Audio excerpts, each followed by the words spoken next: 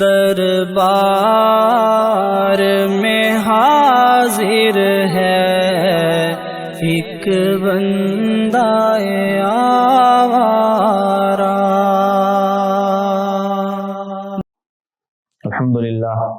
الحمدللہ وکفا والصلاة والسلام علی جمیع الانبیاء خصوصاً علی سیدنا و مولانا محمد المصطفیٰ وعلی آلہ واصحابہ الاتقیاء، اما بعد۔ عن ابی سعید الخدری رضی اللہ عنہ قال کان رسول اللہ صلی اللہ علیہ وسلم اذا استجد ثوبا سماه باسمه عمامة او قمیصا او رداء ثم يقول اللهم لك الحمد كما كسوتنيه أسألك خيره وخير ما صنع له وأعوذ بك من شره وشر ما صنع له۔ رسول اللہ صلی اللہ علیہ وسلم کے لباس کے متعلق ابواب چل رہا تھا اور گزشتہ سبق میں ہم نے اس پر 6 احادیث بیان کی تھی۔ آج 7ویں روایت ہے، امام ترمذی رحمۃ اللہ علیہ نے نقل فرمائی ہے۔ سیدنا ابو سعید خدری رضی اللہ تعالیٰ عنہ ارشاد فرماتے ہیں کہ رسول اللہ صلی اللہ علیہ وسلم اذا استجد ثوبا، جب آپ کوئی نیا کپڑا پہنتے تو سماہ باسمہ، آپ اس کا نام لیتے۔ یہ امامہ ہے، قمیص ہے، چادر ہے، اور اس کے بعد آپ یہ دعا پڑھتے تھے اللہم لک الحمد کما کسوتنیہ، یا اللہ تیری تعریف ہے کہ تو نے مجھے یہ لباس عطا فرمایا۔ اسألک خیرہ وخیر ما صنع لہ، یا اللہ میں آپ سے اس لباس کی خیر مانگتا ہوں اور خیر ما صنع لہ، جس چیز کے لیے، جس کام کے لیے بنایا گیا اس کی بھی خیر مانگتا ہوں۔ وَأَعُوذُ بِكَ مِن شَرِّهِ، یا اللہ اس لباس کے شر سے میں پناہ مانگتا ہوں۔ وَشَرِّ مَا صُنِعَ لَهُ، اور جس چیز کے لیے بنایا گیا یہ اس کے شر سے بھی پناہ مانگتا ہوں۔ تو یہاں 2 چیزیں ہیں، ایک تو اللہ رب العزت کی حمد و ثنا ہے، اللہ کی تعریف ہے، تو انسان کو ہر حال میں اللہ کی تعریف کرنی چاہیے۔ تو لباس پہنتے وقت بھی آقا علیہ الصلوۃ والسلام اللہ کی حمد و ثنا فرماتے، یا اللہ تیری تعریف ہے، تیرا فضل ہے کہ تو نے مجھے عطا فرمایا۔ اسی طرح کھانے کے بعد، پینے کے بعد، لباس پہننے کے بعد، سواری پر سوار ہوتے، غرض ہر موقع پر آقا علیہ الصلوۃ والسلام جو دعائیں آپ پڑھتے تھے تو ان میں اللہ کی حمد و ثنا تھی۔ اس میں اشارہ اس بات کی طرف ہے کہ انسان کو ہر وقت اللہ رب العزت کی تعریف کرنی چاہیے۔ دوسرا، اسألک خیرہ، اس کپڑے کا خیر کا سوال کرتا ہوں، یہ کپڑا میرے لیے خیر کا باعث ہو اور جس کام کے لیے بنایا گیا وہ بھی خیر، مطلب یہ کپڑا پہن کے میں اللہ کی عبادت کر سکوں، اللہ کی اطاعت کر سکوں، نیک کام کر سکوں، اس کے خیر کا یہ مطلب۔ اور کپڑے کے شر سے اور جس چیز کے لیے بنایا گیا ہے اس کے شر سے، کہ کپڑا پہننے کے بعد انسان کے اندر تکبر آ جائے، اس چیز سے پناہ مانگی گئی ہے۔ اور اسی طرح بعض دفعہ کپڑے کی وجہ سے انسان کسی حادثے کا شکار ہو جاتا ہے، جیسے ہمارے آپ نے دیکھا ہے کہ انسان موٹر سائیکل پر جا رہا ہوتا ہے، اس کا کپڑا ٹائر کے اندر آ جاتا ہے، یا اور کوئی حادثہ اس طرح ہو جاتا ہے، تو اس لیے شروع میں اللہ رب العزت کی پناہ مانگی گئی کہ اللہم لک الحمد کما کسوتنیہ اسألک خیرہ وخیر ما صنع لہ وأعوذ بک من شرہ وشر ما صنع لہ وشر ما صنع لہ۔ تو یہ دعا بھی یاد کرنی چاہیے اور اس دعا کو بھی پڑھنا چاہیے۔ اور حدیث میں اس کے علاوہ بھی بہت ساری دعائیں آئی ہیں جو انسان جب لباس پہنتا ہے تو اس وقت کی دعائیں پڑھی جاتی ہیں۔ تو ایک یہ دعا یہاں پر امام ترمذی رحمۃ اللہ علیہ نے نقل فرمائی۔ اگلی حدیث سیدنا انس بن مالک رضی اللہ تعالیٰ عنہ سے فرماتے ہیں کہ کان احب الثیاب الی رسول اللہ صلی اللہ علیہ وسلم یلبسہ الحبر، کہ رسول اللہ صلی اللہ علیہ وسلم کو جو سب سے زیادہ محبوب کپڑا ہوتا تھا، اچھا کپڑا آپ کو لگتا تھا، وہ یلبسو، جس کو آپ پہنتے، الحبر، وہ یمنی چادر ہوتی تھی۔ یمن سے ایک چادر آتی تھی اور اس کے اندر سرخ لکیریں ہوتی تھی، وہ آپ کو بہت زیادہ پسند تھی۔ تو لباس میں آپ کو ایک قمیص پسند تھی اور ایک آپ کو وہ یمنی چادر، ان دونوں کے بارے میں حدیث میں آتا ہے کہ یمن سے وہ بنی ہوتی تھی، سرخ رنگ کی چادر ہوتی تھی، لیکن وہ سرخ مکمل سرخ نہیں تھی بلکہ اس کے اندر سرخ لکیریں ہوتی تھی۔ آقا علیہ الصلوۃ والسلام کو وہ چادر بہت زیادہ پسند تھی، بلکہ آپ اکثر اسی کو زیب تن فرماتے تھے۔ اگلی روایت سیدنا ابو جحیفہ رضی اللہ عنہ سے فرماتے ہیں کہ رأیت النبی صلی اللہ علیہ وسلم، میں نے آقا علیہ السلام کو دیکھا،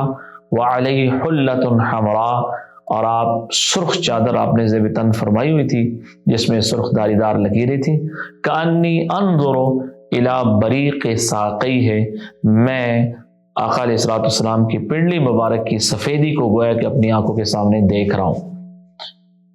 وہی یمنی چادر تھی، اور صحابی نے بعد میں نقشہ کھینچا کہ مجھے اب بھی میری نظروں کے سامنے ہے کہ وہ آپ کی پنڈلی مبارک کی جو سفیدی ہے وہ میں ابھی بھی اپنی آنکھوں سے اسے دیکھ رہا ہوں۔ اگلی حدیث سیدنا براء بن عازب رضی اللہ تعالیٰ عنہ سے فرماتے ہیں کہ ما رأیت احدا من الناس احسن فی حلۃ حمراء من رسول اللہ صلی اللہ علیہ وسلم،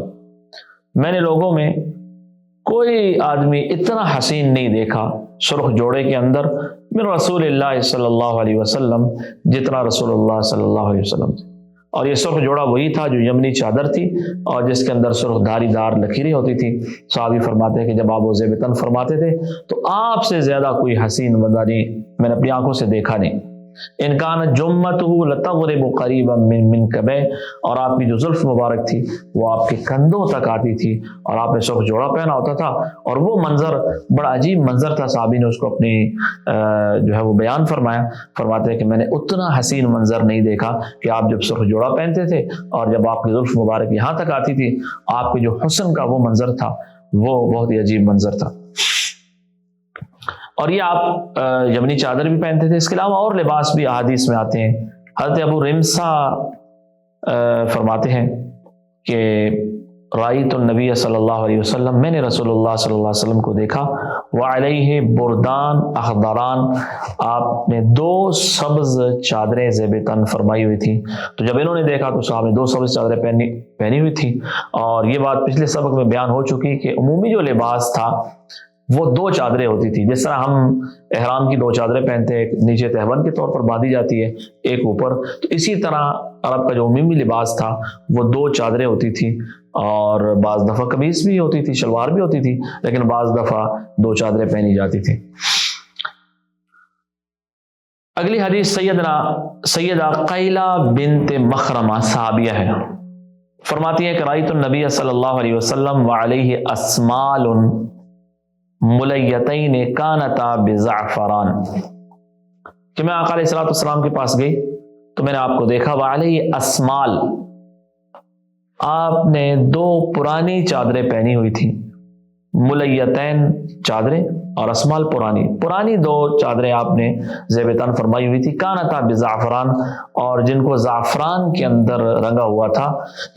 لیکن وہ زعفران قد نفذا، تو ان سے جھڑ چکا تھا۔ زعفران ایک رنگ ہوتا تھا تو وہ بعض دفعہ اس پر لگاتے تھے، لیکن پہلے کسی زمانے میں ان پر لگا تھا، اب وہ زعفران کا رنگ ان سے جھڑ چکا تھا، اور دو پرانی چادریں تھیں، آقا علیہ السلام نے وہ زیب تن فرمائی ہوئی تھی۔ لیکن یہ قیلہ بن محرمہ کہتی ہیں کہ میں جب آپ کے پاس گئی اور میں آپ کو پہچانتی نہیں تھی، میں بیٹھ گئی تو ایک شخص آئے، انہوں نے آپ کو سلام کیا، تو فرماتی ہے کہ مجھے اس وقت پتہ چلا کہ آپ اللہ کے رسول ہیں، تو اچانک میرے دل میں رعب پیدا ہو گیا اور میں کانپنے لگی۔ تو ایک صحابی نے عرض کی، یا رسول اللہ، آپ نے تو یہ مسکینہ گھبرا گئی، ڈر گئی، تو آپ نے فرمایا بھائی ڈرو نہیں۔ تو فرماتی کہ آپ نے اتنی بات فرمائی تو میرے دل سے وہ جو سارا آپ کا رعب تھا، وہ ایک خاص قسم کے ڈر کی کیفیت تھی، وہ میرے دل سے ختم ہو گیا۔ تو ترمذی رحمہ اللہ نقل کیا کہ اس حدیث میں یہ قصہ اشارہ کیا حضرت قیلہ بن مخرمہ کے اس واقعے کی طرف جو دوسرے شراح نے بیان کیا، ترمذی رحمۃ اللہ علیہ نے یہاں صرف اشارہ کیا ہے کہ حدیث میں ایک قصہ ہے، اور ایک قصہ یہی ہے کہ ان کے دل میں ایک خاص رعب پیدا ہو گیا تھا، اور پھر بعد میں آقا علیہ السلام نے جب فرمایا کہ ٹھیک ہے اطمینان سے رہو، تو وہ رعب ان کا ختم ہو گیا اور وہ نارمل حالت میں واپس آ گئے۔ اگلی حدیث سیدنا عبداللہ ابن عباس رضی اللہ تعالیٰ عنہ سے فرماتے ہیں کہ قال رسول اللہ صلی اللہ علیہ وسلم، رسول اللہ صلی اللہ علیہ وسلم نے ارشاد فرمایا، علیکم بالبیاض من الثیاب، سفید کپڑے کو اختیار کرو، علیکم لازم پکڑ لو، اختیار کر لو، بالبیاض من الثیاب، سفید کپڑا، سفید لباس پہنا کرو، لیلبسها احیاؤکم، زندے بھی یہی پہنے، وکفنوا فیہا موتاکم، اور مردوں کو بھی سفید لباس کے اندر کفن دیا کرو، فإنہا من خیار ثیابکم، یہ تمہارے سب سے بہترین لباس ہے، سب سے بہترین رنگ سفید لباس ہے، اس لیے احادیث میں اس کی ترغیب دی گئی کہ سفید لباس پہنو، اور کہا کہ زندوں ارشاد فرمایا کہ زندے بھی پہنے اور مردوں کو بھی کفن سفید لباس کے اندر دیا کرو۔ احادیث میں مختلف لباس پہننے ثابت ہیں، اور جیسے آپ پیچھے روایات گزر چکی ہیں، سرخ لباس بھی آپ نے پہنا ہے، سفید بھی پہنا ہے، اور سیاہ بھی پہنا ہے، سبز بھی پہنا ہے، لیکن یہ سارے وہ رنگ ہیں جو مردوں والے ہیں۔ ایک بالکل سرخ رنگ وہ ہوتا ہے جو عورتوں والا ہے، وہ مراد نہیں ہے، کیونکہ یہ گزشتہ سبق میں یہ بات ہو چکی ہے کہ مردوں کے لیے ایسا رنگ یا ایسا لباس پہننا جو عورتوں والا ہو یہ بھی منع ہے، اور عورتوں کے لیے ایسا لباس جو مردوں والا ہو یہ بھی احادیث میں اس کی ممانعت آئی۔ سفید کپڑا بہرحال اس کی حدیث میں ترغیب دی گئی، آقا علیہ الصلوۃ والسلام نے اس کو پسند فرمایا۔ اگلی حدیث میں مزید وضاحت ہے، حضرت سمرہ بن جندب رضی اللہ عنہ فرماتے ہیں، قال رسول اللہ صلی اللہ علیہ وسلم، رسول اللہ صلی اللہ علیہ وسلم نے ارشاد فرمایا، البسوا البیاض، سفید لباس پہنا کرو، فإنها اطہر واطیب،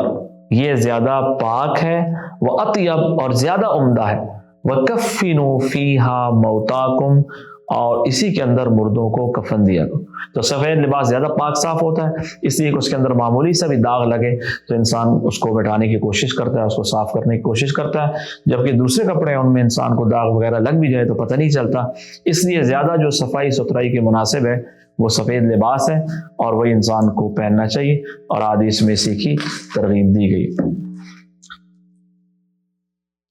اگلی حدیث ہمیں عائشہ رضی اللہ تعالیٰ عنہ سے فرماتی ہے، خرج رسول اللہ صلی اللہ علیہ وسلم ذات غدات، آقا علیہ الصلوۃ والسلام ایک دن گھر سے باہر صبح کے وقت تشریف لے گئے، وعلیہ مرتن، اور آپ نے ایک چادر اوڑی ہوئی تھی، من شعر اسود، سیاہ بالوں کی، شعر بالوں کی اور اسود سیاہ، سیاہ بالوں کی آپ نے چادر اوڑی ہوئی تھی، تو یہ چادر بھی آپ پہنتے تھے سیاہ بالوں والی اور سیاہ رنگ کی، اسی سے ہمارے یہاں اردو میں جو کالی کملی کہا جاتا ہے، تو یہ کالی کملی کا مطلب یہ ہے کہ سیاہ رنگ کی چادر، حدیث میں یہی آئی ہے۔ آخری حدیث حضرت مغیرہ بن شعبہ رضی اللہ تعالیٰ عنہ سے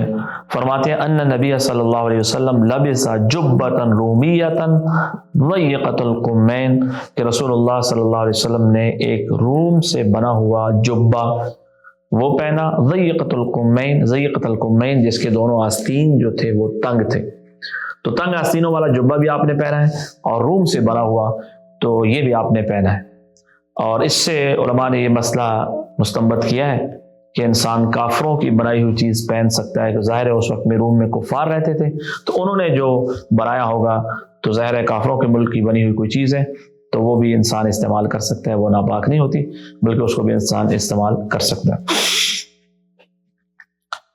ضیقۃ الکمین اس کے تنگ آستین تھے، بلکہ بعض روایت میں یہاں تک آتا ہے کہ آپ نے وضو فرمایا اور اس کو پیچھے کرنے کی کوشش فرمائی، لیکن وہ پیچھے نہیں ہو سکا، پھر آپ نے ہاتھ مبارک نکالے اور اس کو کندھے پر رکھا اور پھر آپ نے وضو فرمایا۔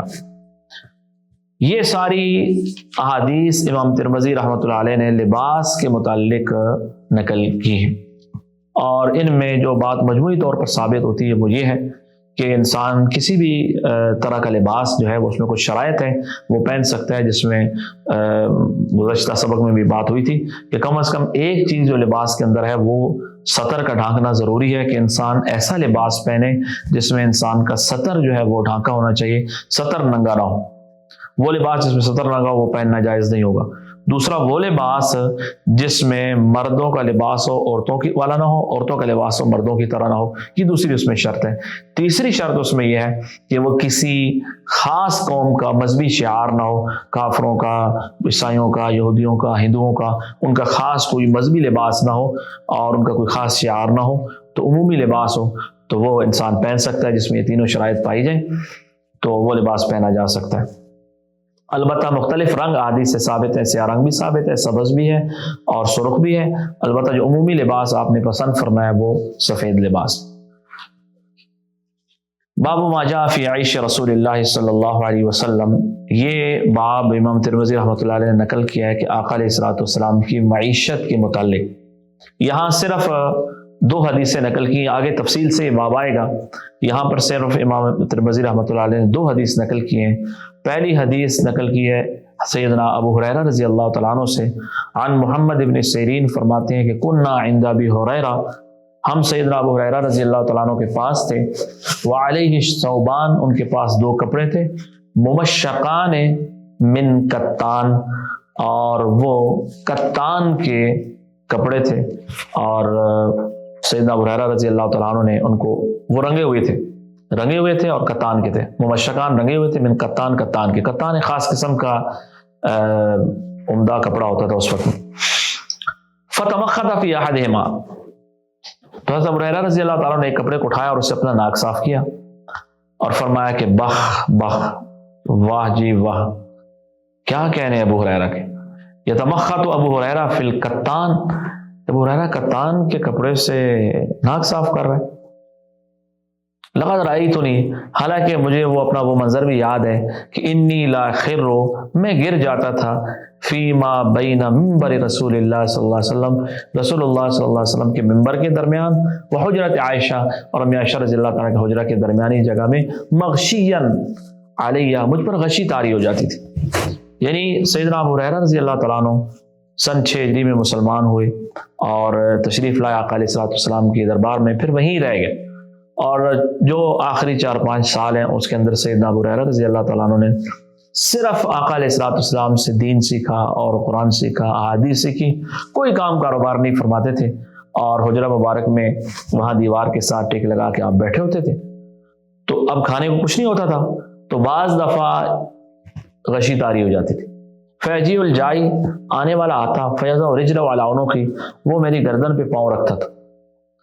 یرا ان بی جنون، اس کا خیال ہوتا تھا مجھے جنون ہے، مجھے مرگی کا دورہ پڑ گیا، وما بی جنون، حالانکہ کوئی جنون نہیں ہوتا تھا، وما ہوا الا الجوع،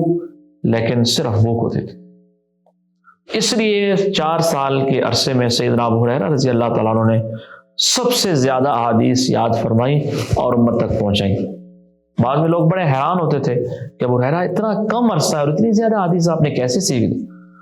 فرماتے تھے کہ حضرات مہاجرین جو تھے وہ کاروبار کرتے تھے اور انصار مدینہ ان کے باغات تھے، ابو ہریرہ کا تو نہ کوئی باغ تھا اور نہ کوئی کاروبار تھا، آقا علیہ السلام کے حجرے کی دیوار کے ساتھ بیٹھا ہوتا تھا، اور آپ جب بھی کوئی بات ارشاد، بار تشریف لاتے، کوئی بات ارشاد فرماتے اور میں اسے یاد کر لیتا۔ ایک دفعہ آپ تشریف لائے تو میں نے کہا یا رسول اللہ میں کوئی بات یاد کرتا ہوں، مجھے یاد نہیں رہتی، تو آپ نے فرمایا چادر پھیلاؤ، میں نے چادر بچھائی، آپ نے اس میں کچھ پڑھا، فرمایا اپنے سینے سے لگا لا، میں نے سینے سے لگا لی، اس کے بعد سے کوئی چیز بھی مجھے نہیں بھولتی۔ تو اب یہ بات کا منظر بیان فرما رہے ہیں سیدنا ابو ہریرہ رضی اللہ تعالیٰ عنہ کہ اب تو یہ حالت ہے کہ کتان کا جو عمدہ کپڑا ہے وہ میں نے صرف اپنے رومال کے طور پر میں نے اپنے ساتھ رکھا ہوا ہے، اور اس وقت میں بھوک سے گر جاتا تھا۔ اب یہاں پر آقا علیہ السلام کی معیشت کیسے ثابت ہوئی؟ جب سیدنا ابو ہریرہ رضی اللہ تعالیٰ عنہ جو آپ کے خادم تھے ان کی یہ حالت تھی، ظاہر سے سمجھ آ جاتا